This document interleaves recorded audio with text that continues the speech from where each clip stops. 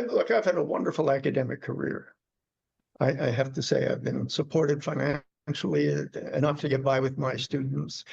I've been called every evil name in the book. I'm a neo-Nazi, neo-Malthusian, eco-terrorist, and so on and so forth.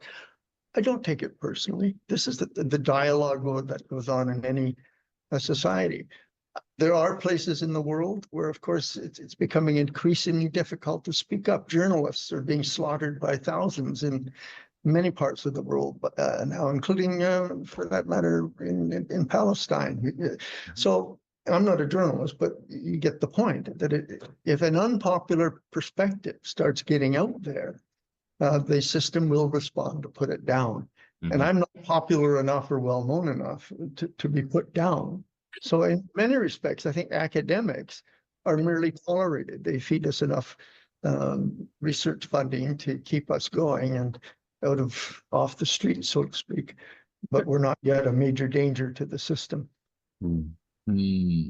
And by the way, I just want to make this point on overshoot.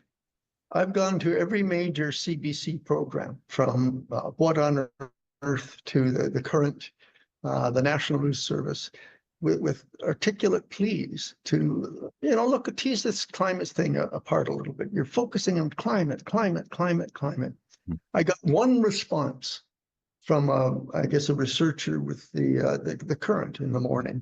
And she was very excited, read a number of my papers, put together a nice little case for bringing it forth on the Current, and said, I'm going upstairs with this. I'll be back at you. Never heard of her again.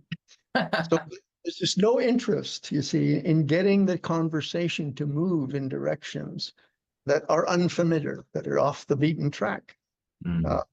We don't want to think. People do not want to think the way I do. I say the glass is half empty. Others say, oh no, it's half full and we're getting better all the time.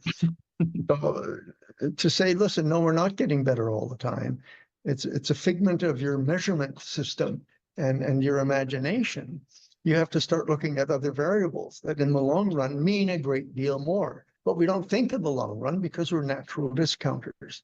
So again, just this way of thinking about reality is unpopular because it forces your nose into smelly situations that you would otherwise care to visit.